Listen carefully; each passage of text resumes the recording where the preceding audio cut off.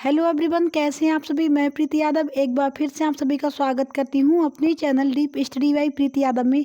Friend, आज की जो हमारी क्लास है वो है हिस्ट्री की क्लास और हम इस क्लास में पढ़ेंगे प्राचीन इतिहास। यानी इस प्राचीन इतिहास में हम पढ़ने वाले हैं आज संपूर्ण बौद्ध धर्म। ठीक है, यानी बौद्ध धर्म के बारे में इस क्लास में हम सारी चीज़ों को जानेंगे कि उनका जन्म कहाँ हुआ था, उनकी जीवन और शिक्षा के बारे में, उन्होंने पहला उपदेश कहाँ पर दिया, इनके जीवन की जो प्रमुख घटनाएं हैं वो कौन कौन सी हैं, और इनके माँ का नाम, पिता का नाम। ठीक है, ये सारी चीज़ें हम जानेंगे और पूरा बौद्ध धर्म जो है वो हम पढ़ेंगे एक कहानी की तरह। ठीक है, कैसे पढ़ने वाले हैं, इसे एक कहानी की तरह पढ़ेंगे जिसको आपको याद करने में बिल्कुल भी आपको परेशानी नहीं होगी और आपको सारी चीज़ें क्लास में ही याद हो जाएंगी।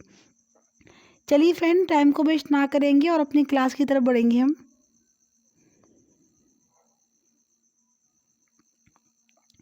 देखिए, यहाँ पर हम पढ़ने वाले आज क्लास में बौद्ध धर्म। ठीक है, क्या पढ़ने वाले हैं? बौद्ध धर्म, जिसमें हम पढ़ेंगे महात्मा गौतम बुद्ध का जीवन परिचय। ठीक है, तो चलिए फ्रेंड देख लेते हैं। गौतम बुद्ध महावीर स्वामी के समकालीन थे। ठीक है, ये जो गौतम बुद्ध थे ये महावीर स्वामी के समकालीन थे। महावीर स्वामी कौन थे? ये जैन धर्म के 24वें तीर्थंकर थे। ठीक है, कौन थे? जैन धर्म के 24वें तीर्थंकर थे। और उसी तरीके से जो गौतम बुद्ध थे वो कौन थे? वो बौद्ध धर्म के प्रवर्तक थे। तो इनका जन्म जो है, तो क्या मैंने बोला कि गौतम बुद्ध महावीर स्वामी के समकालीन थे। इनका जन्म 563 ईसा पूर्व में शाक्य नामक एक क्षत्रिय कुल में कपिलवस्तु के निकट नेपाल के तराई में अवस्थित लुम्बिनी में हुआ था। ठीक है, कहाँ पर हुआ था? इनका जन्म हुआ था लुम्बिनी में। कहाँ पर? लुम्बिनी में, जो कि नेपाल की तराई में स्थित है। चलिए आगे देख लेते हैं इनके जीवन से संबंधित चीजें।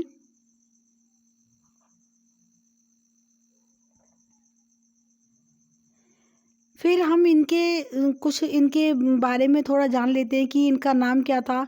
यानी ज्ञान प्राप्ति से पहले इनका क्या नाम था, जब इनको ज्ञान की प्राप्ति हो गई उसके बाद इनका क्या नाम रहा, और इनका जन्म कहाँ पर हुआ, स्थान क्या है, मृत्यु कहाँ पर हुई और मृत्यु वाला स्थान इनका कौन सा है।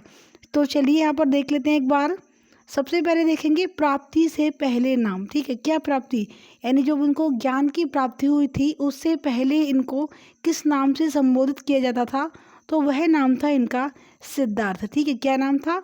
ज्ञान प्राप्ति से पहले इन्हें सिद्धार्थ कहकर बुलाते थे, हालांकि इनको गौतम भी कहकर बुलाते थे। ठीक है, गौतम क्यों कहते थे? क्योंकि इनका जो जन्म है वो गौतम कुल में हुआ था, इसलिए इनको गौतम भी बोलते थे। तो ज्ञान प्राप्ति से पहले इनका नाम सिद्धार्थ था। फिर ज्ञान प्राप्ति के बाद इनका नाम क्या हुआ? जब इनको ज्ञान की प्राप्ति हो गई तब इनका नाम गौतम बुद्ध कहलाया। ठीक है, ज्ञान प्राप्ति से पहले क्या नाम था? सिद्धार्थ था, और ज्ञान प्राप्ति के बाद में इनका नाम गौतम बुद्ध कहलाया। फिर देखिए इनका जो जन्म है, ठीक है, जन्म स्थान कहाँ पर है? जन्म इनका हुआ था 563 ईसा पूर्व में। ठीक है, और किस स्थान पर हुआ था? यह हुआ था कपिलवस्तु में। कहाँ पर? कपिलवस्तु में। कहाँ पर है कपिलवस्तु? नेपाल में है। चलिए फिर देखेंगे इनकी मृत्यु कहाँ पर हुई थी। ठीक है, महात्मा गौतम बुद्ध की मृत्यु कहाँ हुई थी, किस सन में हुई थी या किस ईस्वी में हुई थी? तो ये हुई थी 483 ईसा पूर्व में। ठीक है, 483 ईसा पूर्व में इनकी मृत्यु हुई थी। और किस स्थान पर हुई थी? यह हुई थी कुशीनगर में। ठीक है, कहाँ पर? कुशीनगर में इनकी मृत्यु हुई थी।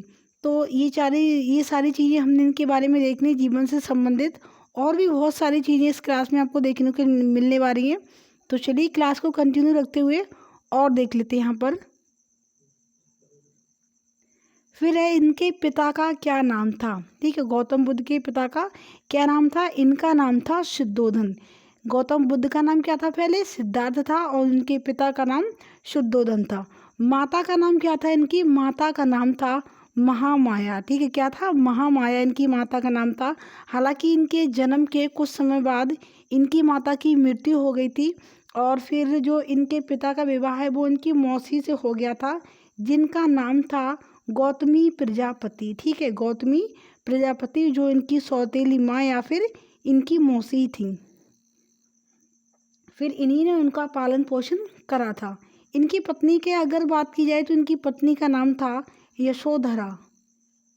क्या नाम था? यशोधरा इनकी पत्नी का नाम था। और इनका एक पुत्र था जिसका नाम था राहुल।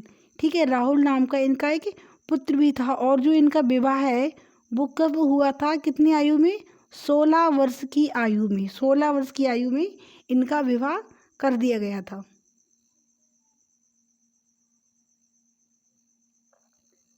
आगे देख लेते हैं। फिर देखिए यहाँ पर है इनके बचपन का नाम। ठीक है, इनके बचपन का नाम सिद्धार्थ था। गौतम गोत्र में जन्म लेने के कारण यह गौतम भी कहलाए। मैंने आपको बताया था कि गौतम गोत्र में ही इनका जन्म हुआ था, इसलिए इनका नाम गौतम भी था।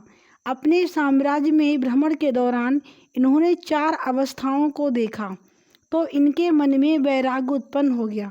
ठीक है, तो इनको जब जन्म हुआ था उसी टाइम पर ज्योतिषी ने बता दिया था कि आपका जो पुत्र है वो बहुत ही बड़ा एक सन्यासी बनेगा और समाज को अच्छे मार्ग पर चलने की शिक्षा प्राप्त कराएगा। तो मतलब इसी डर से कि कहीं, क्योंकि ये इकलौते थे अपने पिता के, तो उन्हें डर था कि हमारा एक ही पुत्र है और वो सन्यासी बन जाएगा तो हमारा वंश कैसे चलेगा, या फिर हमारे राजपाट को कौन संभालेगा। इस डर से इन्होंने कभी इनको अपने महल से या फिर अपने साम्राज्य से बाहर नहीं निकलने दिया।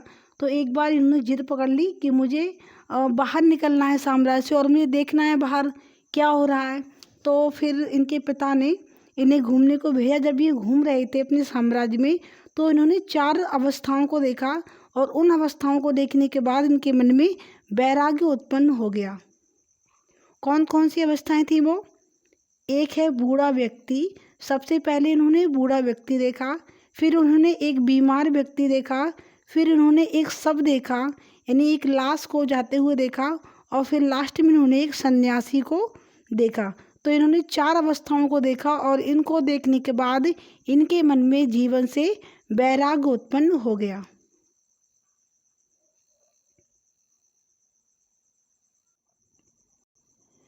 फिर देखिए यहाँ पर है इन्होंने 29 वर्ष की अवस्था में गृह त्याग दिया। जब इनके मन में वैराग्य उत्पन्न हो गया तो फिर इन्होंने आकर अपना गृह जो था वो त्याग दिया, जिसे बौद्ध धर्म में महाविनिष्क्रमण कहा गया है। घर त्यागने को क्या बोला गया है? महाविनिष्क्रमण बोला गया है। तो कब त्यागा था इन्होंने? 29 वर्ष की अवस्था में। चलिए, फिर है इन्होंने अलार कलाम से सांख्य दर्शन की शिक्षा ली। ठीक है, किनसे ली सांख्य दर्शन की शिक्षा? तो इन्होंने ली थी अलार कलाम से। इसके बाद ये अपने 5 मित्रों सहित सारनाथ चले गए, जहाँ इन्होंने कुछ वर्ष तपस्या की। जब इन्होंने सांख्य दर्शन की भी शिक्षा ग्रहण कर ली, इसके बाद ये अपने 5 मित्रों के साथ में सारनाथ के लिए चले गए। वहाँ पर उन्होंने तपस्या की। ठीक है, जब तपस्या की उसके बाद इन्हें ज्ञान की प्राप्ति हुई थी और फिर इन्होंने इस बौद्ध धर्म की स्थापना भी की, यानी इस धर्म का प्रवर्तक ही कहलाई।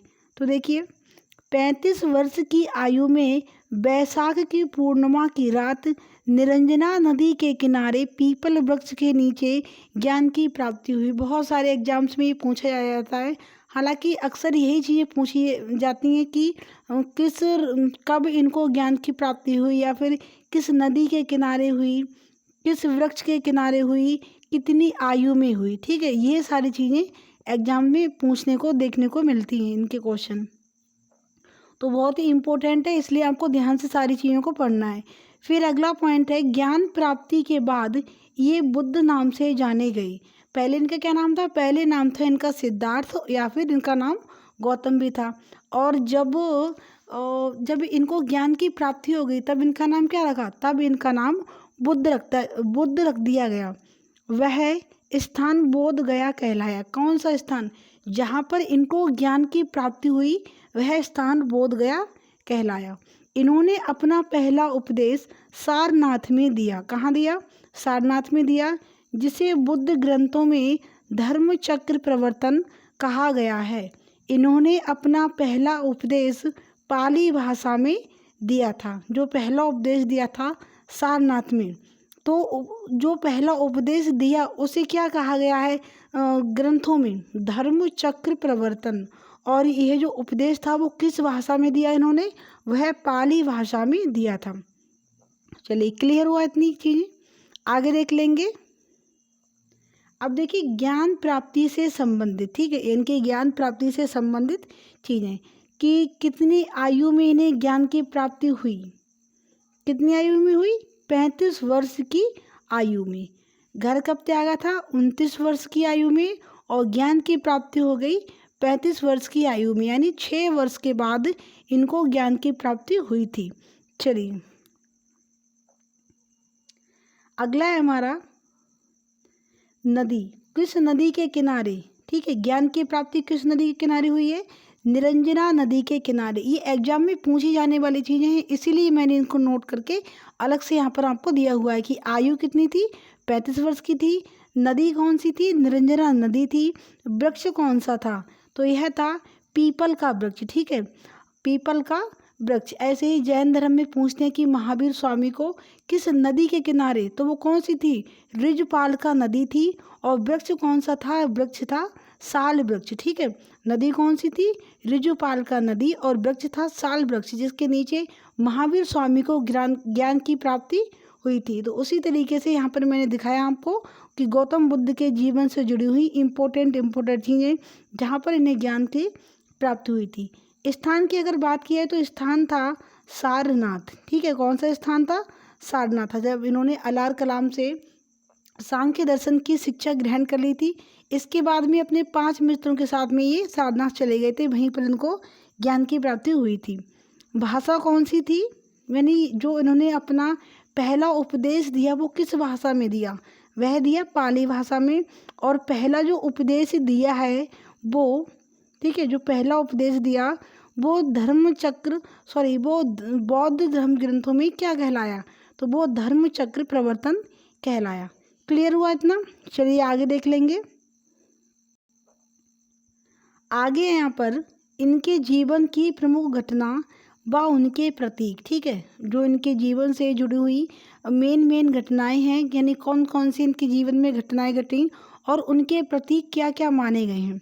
तो एक बार देखेंगे, यहाँ पर घटना देखेंगे, यहाँ पर उनके प्रतीक देखेंगे। घटना है जैसे कि जन्म। इनके जन्म को, जब इनके जन्म का प्रतीक क्या है? वह है कमल। ठीक है, क्या है? कमल है। नेक्स्ट हमारा गृह त्याग, जो इन्होंने घर को त्यागा उसका प्रतीक क्या है? वह है घोड़ा। ठीक है, अगला देखिए, अगला है ज्ञान प्राप्ति।